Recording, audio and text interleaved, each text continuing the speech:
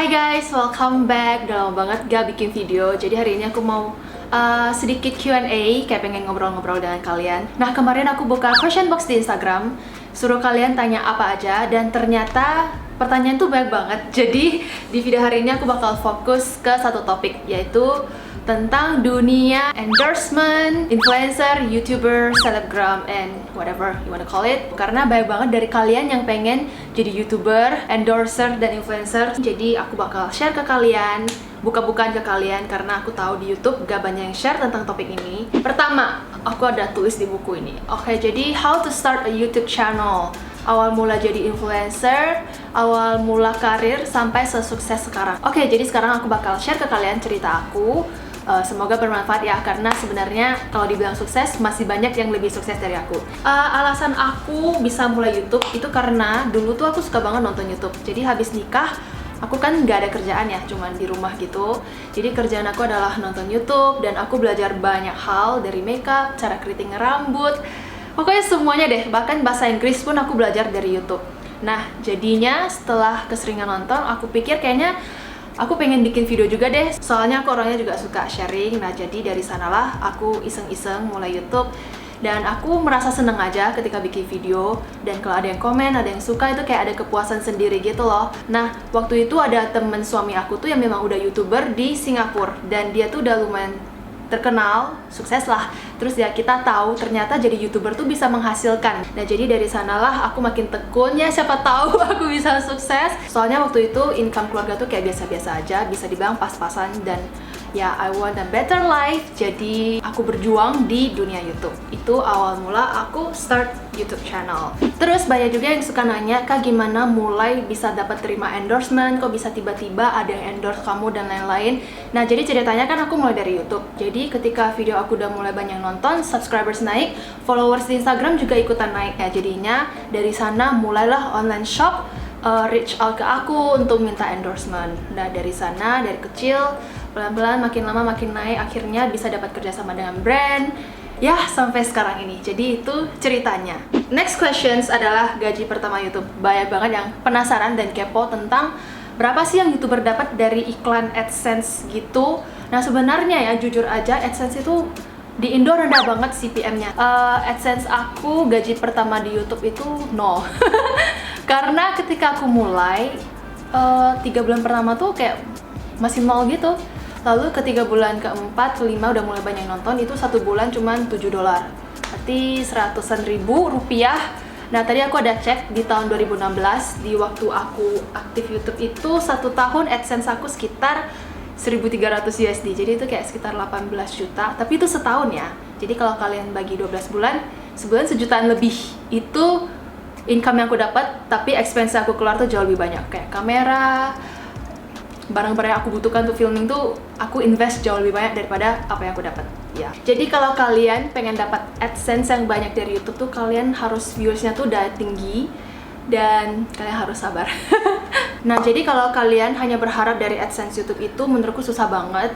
Dan sebagai YouTuber, aku apalagi yang bidang beauty, itu kita lebih banyak dapat income-nya tuh dari brand deals dengan brand, endorsement, itu jauh lebih banyak daripada AdSense-nya sendiri. Oke, jadi tadi itu adalah semua cerita tentang aku. Dan sekarang aku bakal share rahasia aku ke kalian yang pengen mulai YouTube, yang pengen jadi endorser, influencer, content creator. Jadi tips buat kalian yang pengen mulai jadi YouTuber adalah kalian harus tahu kenapa kalian mau jadi YouTuber. Menurut aku, sebelum kita memulai sesuatu itu, why-nya sangat penting. Kenapa kita mau jadi YouTuber? Kenapa mau jadi endorser? Apa karena pengen terkenal, pengen dapat duit dari sana, atau gimana? Why-nya harus kuat, karena kalau nggak kuat, ketika kalian dapat masalah, kalian bakal cepat tumbang gitu loh. Maksudnya kayak, ya kayak gitulah intinya. Setelah tahu alasan mau jadi YouTuber, kalian harus tahu dulu mau bikin konten apa. Dan konten kan banyak banget ya, bisa dari beauty, fashion, cooking, sports, review teknologi, apa aja sebenarnya di YouTube itu sekarang kontennya tuh banyak banget. Setelah kalian tahu mau bikin konten apa, kalian harus lihat juga saat ini lagi trending topik apa. Karena menurut aku YouTube sekarang ini beda banget sama dulu. Dulu tuh kalau bikin makeup tutorial tuh kayak peminatnya banyak banget. Tapi karena sudah banyak banget YouTuber yang bikin, jadi trennya tuh udah lewat gitu. Jadi tren sekarang tuh lebih ke video apa ya? Video realita show, video-video kayak results. Apalagi sekarang gara-gara corona ini, video-video olahraga tuh lagi melonjak tinggi. Jadi kalau kalian bikin mungkin video kayak before after kalian olahraga, itu viewersnya bakal kayak tinggi gitu loh. Jadi kalian mesti bisa baca tren, tahu sekarang tuh lagi trendingnya apa, baru kalian bikin konten itu. Bikin YouTube tuh apa ya, susah-susah gampang sih. Dibilang gampang ya lumayan, tapi dibilang susah iya juga. Jadi kalian harus coba sendiri gitu. Nah, setelah tahu mau bikin konten apa, yang kedua harus konsisten. Kalian nggak bisa 3 bulan upload sekali, 6 bulan upload sekali. Menurutku kalau mau mulai dikenal orang, mau orang interested ke kalian, at least 1 minggu 1 video. Dan videonya tuh bikin semenarik mungkin. Lalu ketiga adalah just be yourself, yaitu organik aja, natural aja. Kayak cara ngomong, cara bikin video itu kayak ya jadi kamu diri sendiri aja. Anggap kamera ini teman baik kamu. Jadi kalau ngomong tuh ya sesuai dengan style kamu biasanya gitu. Tapi ya namanya awal-awal bikin konten pasti ngerasa aneh ya di depan kamera. Pasti belum bisa terlalu natural.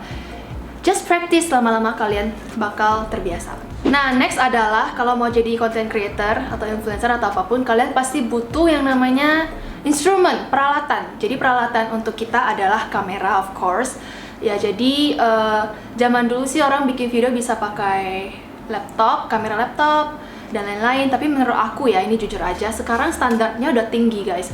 Kayak untuk jadi YouTuber itu standarnya semua udah tinggi, mulai tinggi lah. Jadi at least kalau kalian mau mulai, menurut aku kalian bisa mulai nabung untuk beli kamera. Jadi kalau kalian ada kamera yang lebih bagus, pas kalian rekam hasilnya lebih bagus, itu bakal bikin kalian lebih semangat dan termotivasi juga. Terus kalau kalian udah mulai dikenal, udah mulai dapat income, kalian bisa pelan-pelan upgrade. Kayak mungkin the lighting, mic-nya, background, dan lain-lain itu sangat berpengaruh sih menurut aku. Ya, semua bisnis butuh modal awal. Jadi YouTuber sendiri juga perlu modal. Terus menurutku kalau mau sukses di YouTube itu kita harus rajin belajar. Artinya kita harus terus improve skill kita. Gimana ya, kayak aku pribadi, kayak sebenarnya aku tuh bukan orang yang pinter dance, tapi karena aku tahu banyak yang suka dance dan orang suka lihat aku ngedance, jadi mau nggak mau aku tuh harus belajar untuk ngedance.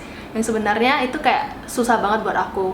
Terus juga aku harus belajar editing kayak warna dan lain-lain di Lightroom, yang menurut aku tuh susah banget, aku nggak ngerti, tapi mau nggak mau aku harus belajar. Terus banyak deh kayak olahraga. Sebenarnya aku tuh gak suka banget olahraga, tapi karena demi konten, jadi kemarin tuh aku setengah mati ikutan Chloe Ting's 2 Weeks Abs Challenge. Jadi pokoknya kalau mau bikin YouTube itu kita harus all out, harus totalitas, dan harus stretch terus. Ya, kalau mau sukses seperti itu di dunia per-YouTubean. Terus yang terakhir adalah kendala untuk pemula. Mereka tuh selalu merasa malu, mereka takut dijudge orang, mereka takut videonya gak ada yang nonton. Nah, sebenarnya itu semua dialami oleh kita-kita YouTuber yang udah sekarang ini. Jadi semua kami itu bukan orang yang pinter ngomong, kami itu juga belajar dari nol.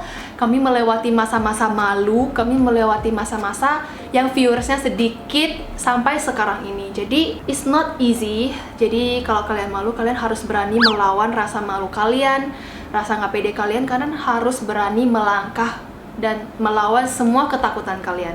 Terus sekarang kan sebenarnya di sosmed ini bukan cuma YouTube, ada Instagram, ada TikTok. Jadi sebenarnya kalau kalian pengen mulai di dunia sosmed itu, konten yang kalian buat itu bisa di-post di beberapa tempat, bisa di TikTok, Instagram, dan YouTube. Lalu kalian lihat yang mana yang lebih cepat naik. Mungkin kalian bisa fokus di sana. Nah, sekarang aku bakal bahas tentang income dan cara set harga kalau kalian sudah jadi influencer atau YouTuber atau sejenisnya. Nah, jadi sponsorship, endorsement itu sebenarnya termasuk dalam marketing guys, tapi digital marketing, marketing dalam bentuk sosmed.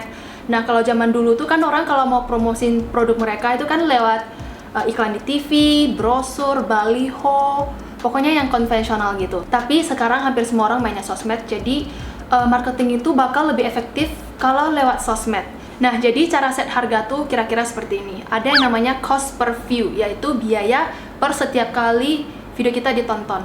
Misalnya nih, rate 1 kali Instagram story aku adalah 5 juta. 5 juta, tapi yang nonton misalnya 50.000 orang. Jadi kalian bagikan aja 5 juta bagi 50.000 orang, berarti cost per view di story aku tuh 100 rupiah. Karena ada beberapa poin yang aku miss, jadi aku bakal share lewat voice over.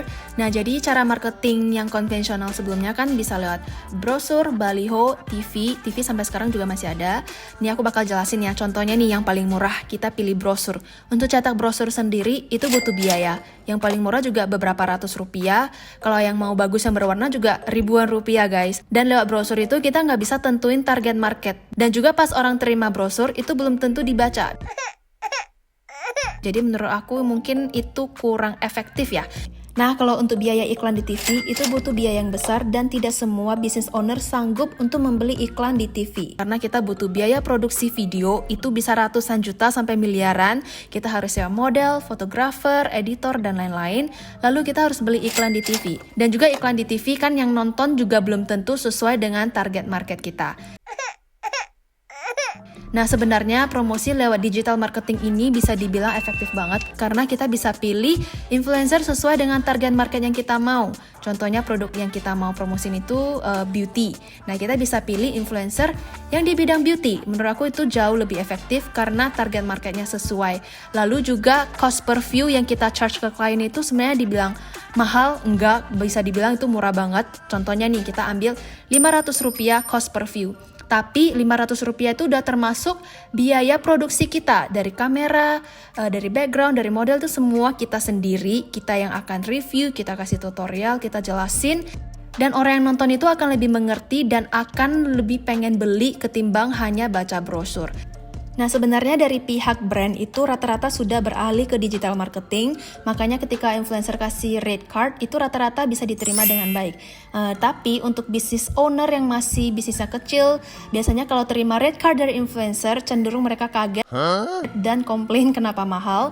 Jadinya aku mau share ke kalian dari video ini supaya kalian yang business owner itu juga bisa mengerti kenapa kita ada rate dan rate-nya segitu, itu semuanya ada perhitungannya masing-masing.